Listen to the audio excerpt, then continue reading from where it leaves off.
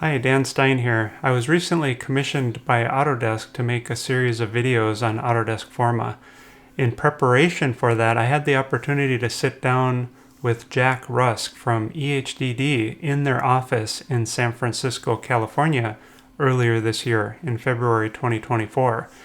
We actually talked about their engine C.Scale, which is the back end for a tool they created called Epic, which allows architects to get an early embodied carbon baseline or benchmark for a given project based on early metrics.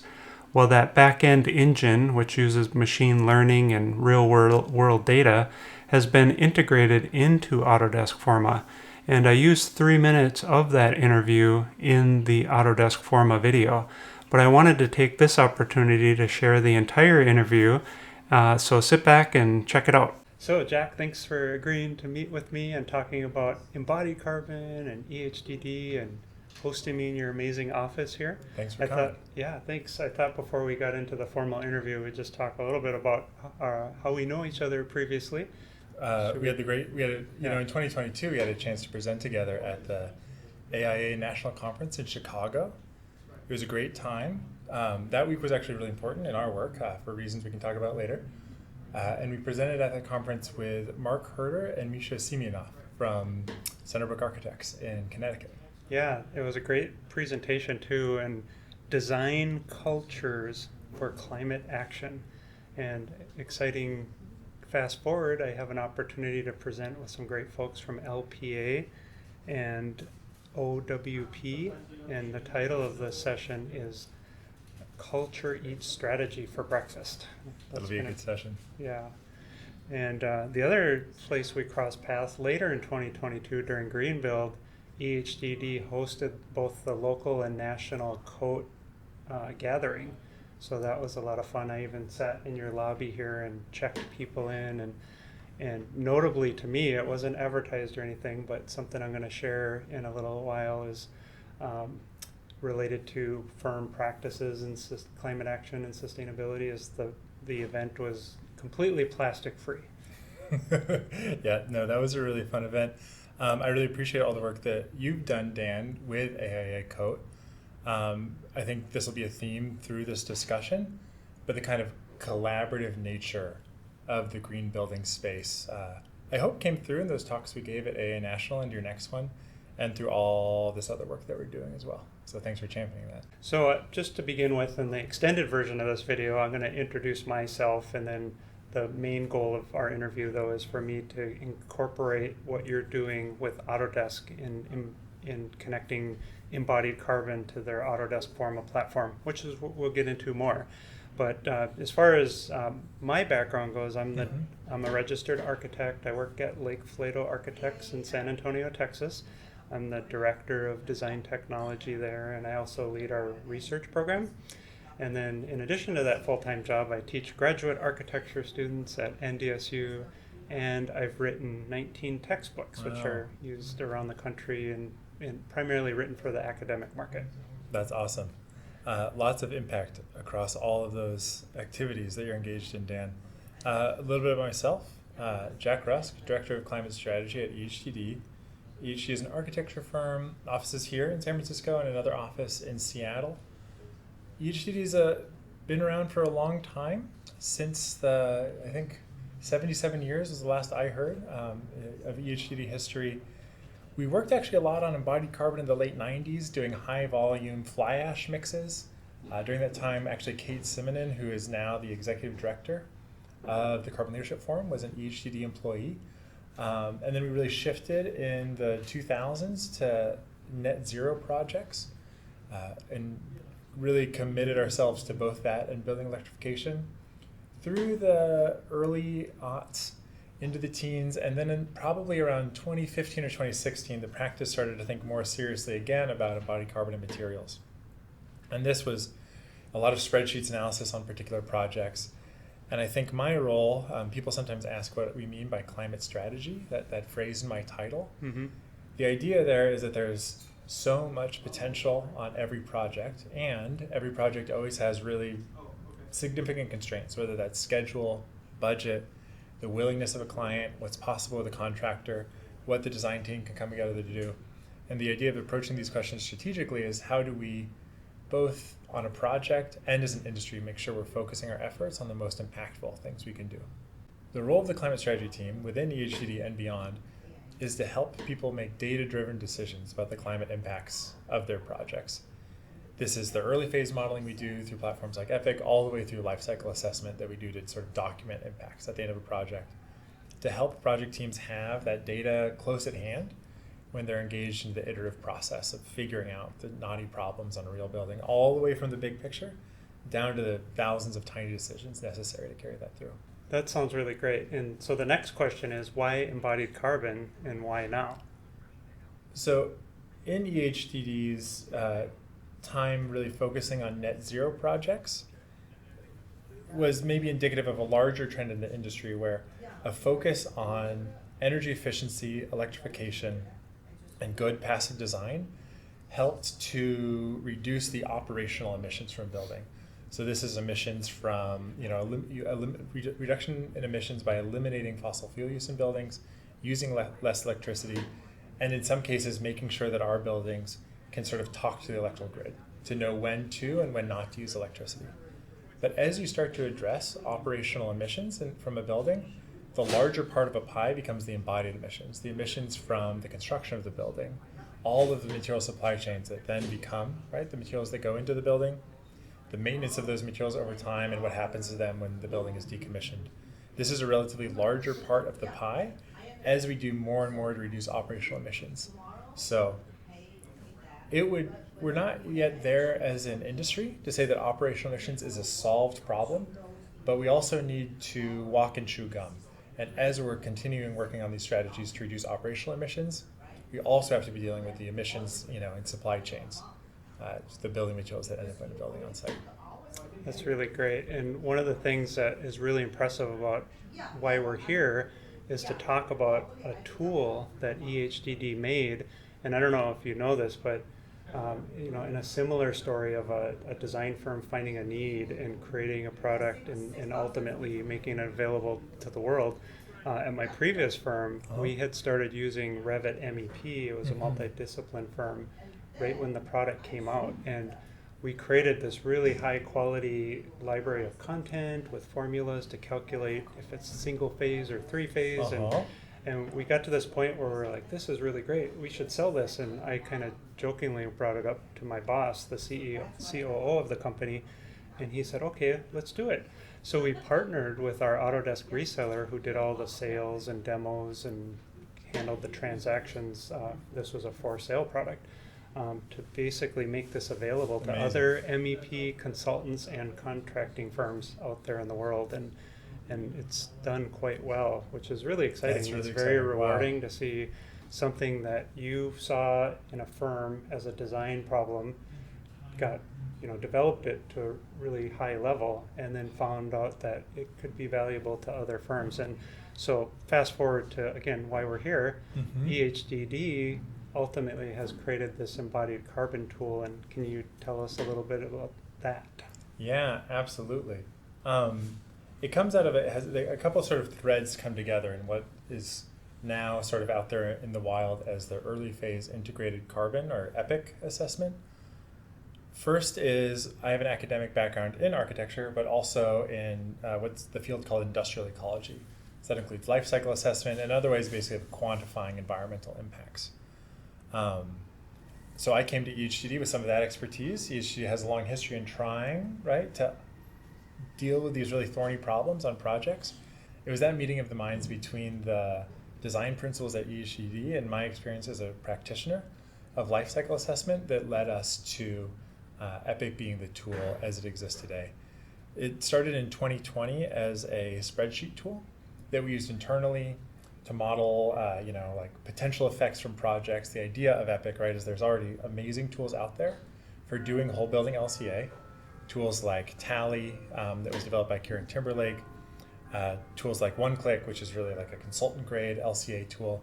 And tools like EC3 that are really meant to drive low carbon procurement during the later phases of a project. By building transparency. By building transparency, which now also owns actually Tally LCA. Mm-hmm. The idea of EPIC is, well, how are you making decisions at the beginning of a project when not much is known? maybe you're at a firm that there's a lot of expertise and people can sort of put their thumb in the air and say, well, this is the best strategy, or typically we do it this way. But the reality is that that expertise doesn't exist everywhere in the industry. It's poorly distributed. And even at the firms where it does exist, it doesn't exist in every person. So we were thinking, okay, what is the tool that can help scale these approaches that live in a few special minds right now to designers everywhere on every project?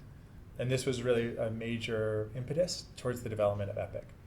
The other thing you just have to note too is that even the smartest people, not always, the rules of thumb don't always apply when it comes to embodied carbon decision making. It's a complex, multifactorial decision space. In California, for instance, we have a relatively clean electrical grid, which also means actually that emissions from concrete in places in the Bay Area are low relative to the national average. In other places, you might have a totally different electricity mix, which means that a comparison of a steel and a concrete and a timber building, that comparison will shake out differently, whether you're in California or Seattle or Miami, because the background situation, right, is different. And to that point, we just had an amazing watch party here in your office of a Building Green webinar on wood. There's lots of layers, and it's a complex thing. It's not just black and white. Exactly. And so with Epic, the idea is not that we expect the user to be an expert. We hope to build a tool, and we hope the tool functions to make experts of our users, right? That the tool, in addition to being useful on design projects, helps just participate in the education that everybody needs, relatively novice or relatively experienced alike, to get more comfortable in this sort of complex decision space. So it was actually that week in Chicago, 2022, on the solstice, that we finally released Epic, not just as an Excel spreadsheet, but as an open access web application. It's grown a lot since then. I think last time I checked, we have around 4,000 users of the tool, around 500 unique logins each month, a lot of architects using it, but also a couple other kind of surprising use cases. It's now used in curriculum at a lot of universities to help teach the principles of low carbon design. Stanford University, Howard University, Yale University, American University, Parsons School of Design, and probably others that I'm not aware of. And that's been a really exciting thing to see, that this is useful for students to help them in their journey learning about these topics. And we've also seen it used in the wider sort of research literature on embodied carbon. Actually, just the other day, I was sent a paper by some researchers that compared building circularity strategies and their potential to reduce overall embodied carbon between now and 2050. And our data was used as one of the sources for that paper. So that was really gratifying to see that we're not only driving decisions on projects, but also driving change we need to see at a larger scale in the industry. Yeah, that's really great. And I like what you said about there are a lot of really smart people in firms that have a really good sense about a lot of things.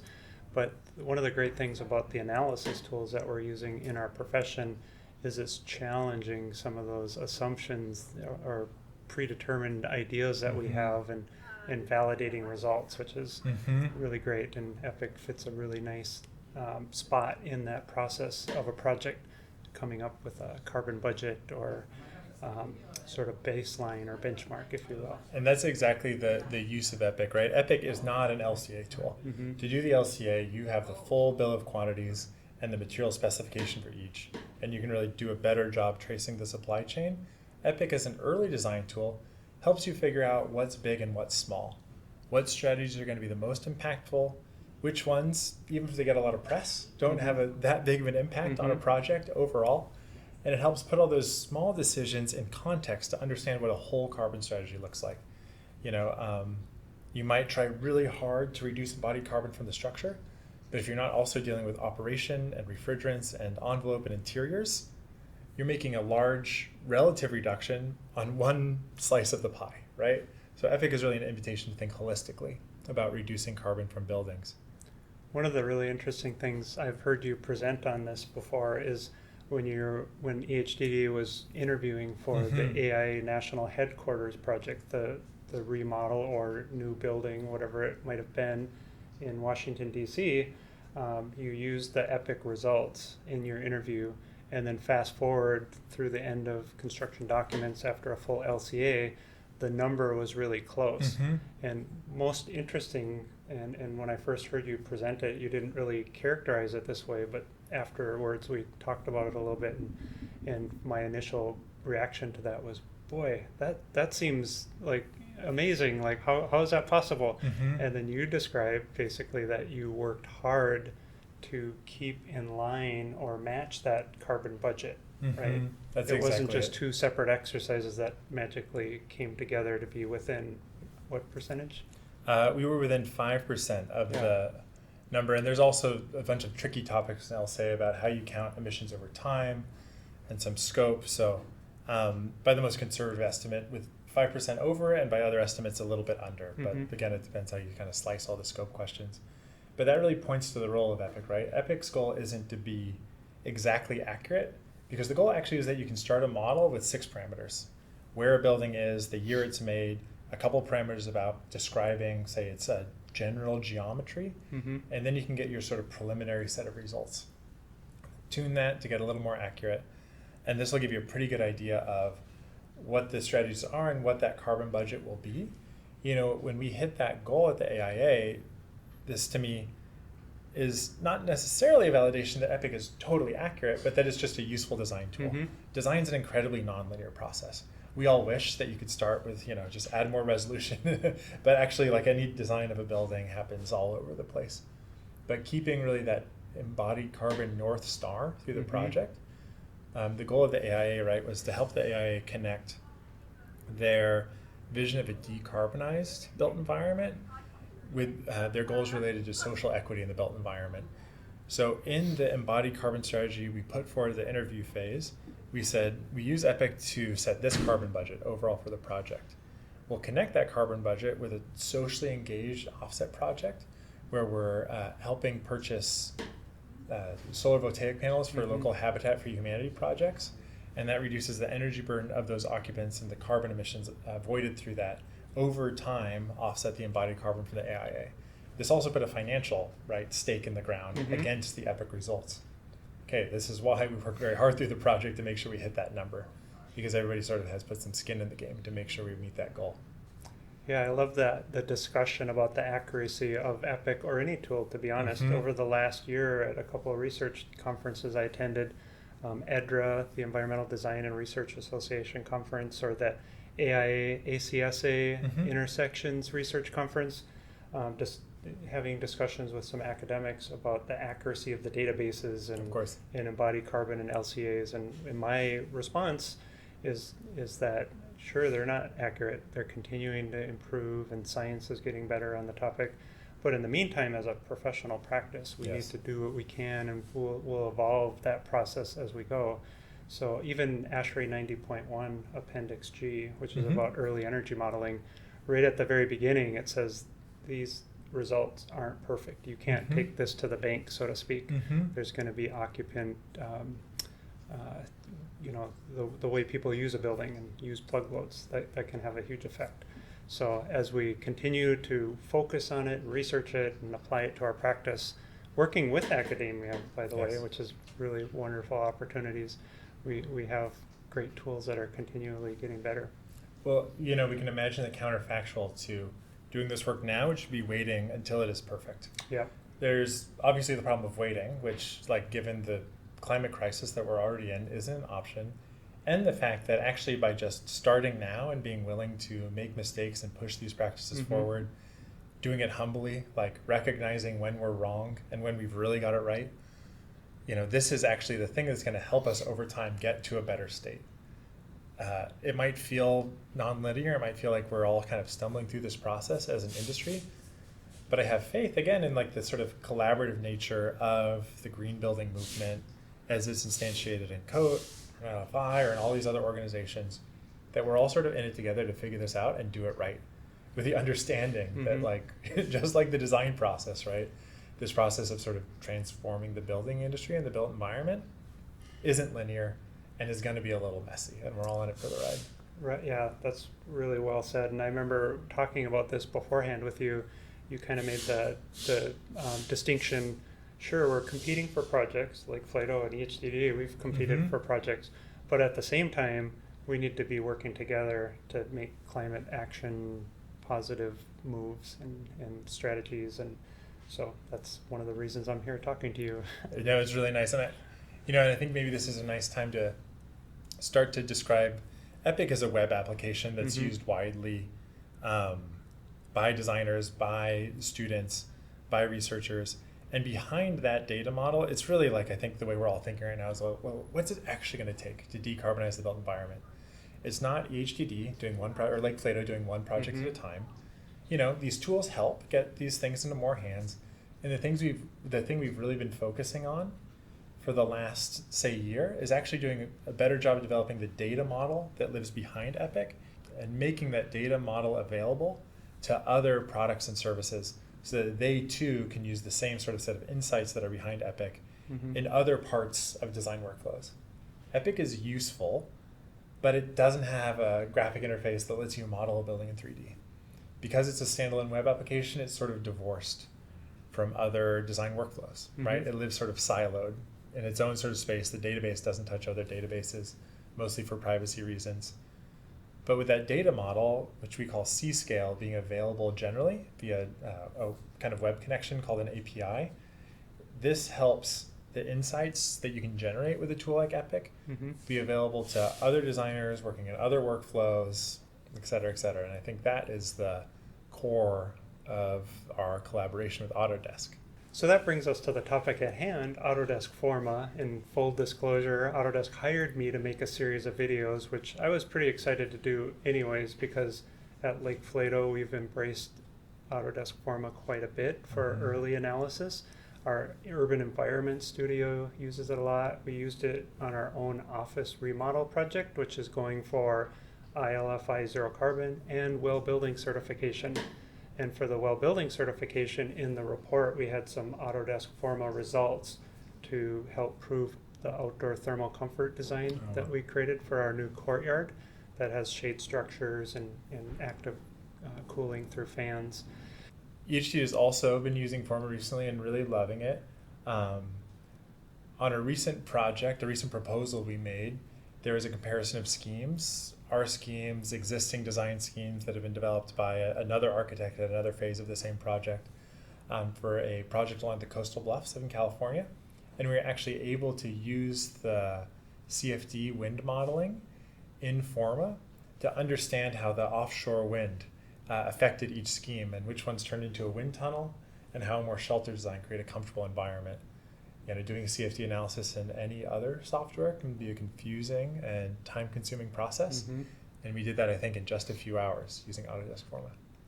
Yeah, I think that's a really great example of the power of the tool. And I often tell my students, graduate architecture students, that utilizing these tools, simulation tools, Autodesk and Climate Studio, not only can it help them understand architecture better and create better passive strategies in their designs, but ultimately when they go competing for jobs after school, they're going to really have a great opportunity, because this is something every firm is struggling with. Like they want to do climate action, climate positive designs, and some firms don't have the skills, skilled staff, or maybe they do and they need to complement it with new staff, and having the option of somebody who's studied this in school and knows how to apply simulation tools is really great.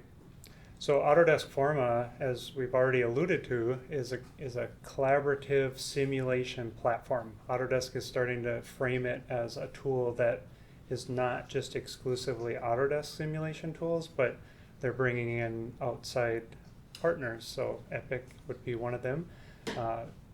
Test Fit for parking lot layouts is another one, and I've heard a few things about a few other third-party tools being integrated into the platform. And then as a platform, one thing that's really great is you're not dialed into just using Autodesk products. You can create massing in Forma, but you can also bring in Rhino models. And Autodesk even made an add-in to Rhino that creates a live connection. Well, a push-pull live connection, which is really amazing.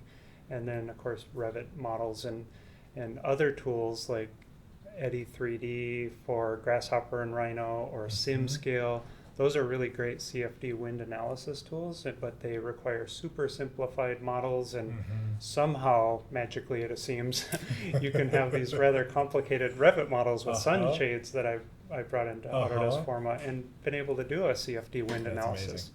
So to have the opportunity to do CFD wind analysis, something that we've been doing a lot at Lake Plato now, that it's a readily available tool, is noise analysis. So traffic speed limits applied to roads, and then projecting a heat map of decibel levels on adjacent surfaces, the ground and the buildings, is a really great opportunity to understand how noise will affect occupant comfort, whether it's an outdoor dining area or a residential block of a bigger development. Maybe the residential can move behind some commercial or retail massing, and the microclimate data and sun availability. There's really just a lot of great tools that you can get results quickly and even bring them to interviews like you just said. So that brings us to Forma and the partnership, I guess you'll call it, with EHDD. Maybe you can describe how that's unfolding. I've had a chance to see it, and it's really exciting, and it's going to be covered in my upcoming video in addition to this interview, so interested to hear a little bit of the backstory on that. Well, we're excited about it as well. Like, say, most other architecture firms in North America, we're very deeply within the Autodesk suite of products. You know, all our buildings are modeled in Revit. This is the workflow we're already in. So the chance to take C.Scale, the data model behind Epic, and put it in the same ecosystem as the rest of the design workflow, to us feels enormously powerful. You're no longer moving from one application interface to another, but you're really living in the same, ecosystem of products. And I think our work with Forma is indicative of what you're saying. The sort of goal of Forma is for it to really be in itself an ecosystem where these things can come together. So we'll be providing the data model behind Epic, C.Scale, within Forma as a native integration to allow embodied carbon analysis of the things being designed. The sort of level of resolution, right, the early phase level of resolution that Epic does really well is something Forma is focused on.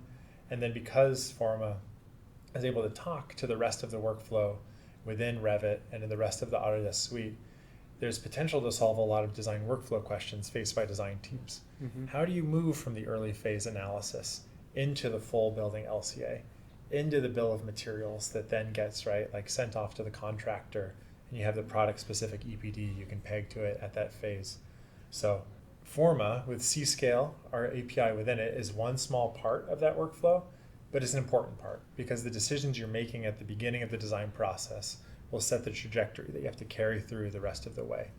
And putting that within the same flow of information and data that a project team is already working in is, we think, a natural evolution of our work trying to scale these approaches to climate action in the built environment. Yeah, and that's really amazing. One thing I think is also amazing and worth pointing out, as you mentioned, you, like Lake Plato and most firms in the US, are pretty heavily rooted in Autodesk products.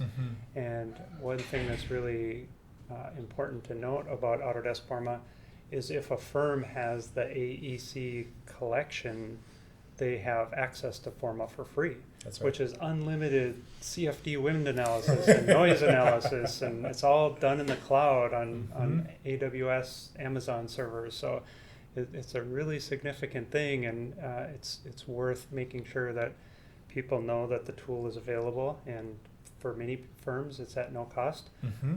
For example, Lake Plato will move a license around sometimes because not all of our licenses are AEC collections. Most of them, in fact, are just Revit. So if somebody needs Forma or AutoCAD or Navisworks for a day, our BIM manager will switch license. So you may not have it for everybody all the time, but if you have a few of these seats, it can be easily managed, and everybody can have access to this really amazing tool in the near future, the Epic engine. Exactly, yeah. No, in our early conversation with Autodesk, we were really excited by the fact that there was no upcharge involved in using this analysis within Forma. It would be offered natively at no additional cost to a user. And then they said, oh, we forgot to talk to you about this thing. This might be sort of an awkward conversation. Would it be okay if we offered it for free to all education users? And, they were very sweetly sheepish to ask, but we were really excited about this opportunity because, like you mentioned earlier, the ability to get this into students' hands is such an important part of anybody in design school now. The duration of their career from when they graduate a year or two from now and then 25, 30 years in the future, this is the period of time in which we need to address the climate crisis, right? Mm-hmm. So making sure that the people coming into the industry now aren't just coming up through the ranks and learning these things, but are really able to lead this conversation and the approaches that we need to scale to address this crisis. This is essential. So we are really happy to work with Autodesk to make, in addition to being free for everybody, right, also free to any education user. Yeah, it's amazing. I really, again, want to emphasize the fact that it's free. So Epic is free. Mm-hmm. It's going to be free, and you're working with Autodesk to help make this happen. And this is not free to EHDD. So it's just an amazing thing that you're doing for the industry, both you and the company as a whole. So thank you for that. Yeah, no, thank you.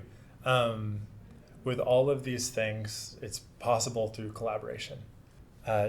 As we're offering Epic for free, integrating the API into Forma, we also have other collaborations, often with startups in this space or mm-hmm. particular architecture firms that want to plug our data model into their internal design workflows. Mm-hmm. We get a moderate fee from those that doesn't quite yet cover the cost of developing and deploying the API, but helps us offset some of the overhead. And more importantly, those collaborations with particular firms and startups and people really thinking about embodied carbon give us a lot of information and insights into the data people need, the analysis people need, what looks good and what looks fishy, right? Mm-hmm. And help us make sure that our product stays really tuned to the real questions people are trying to ask. That's great. I love it. And so in conclusion, I guess one question I have with Autodesk embracing mm-hmm. this and hopefully scaling it so that most firms use it most of the time. Mm-hmm. What is the future for Epic? Is that still going to continue to be available as a standalone item that is free for firms? And I'm just wondering if you could expand on that a little bit. Totally. So Epic will continue to be open access for everyone.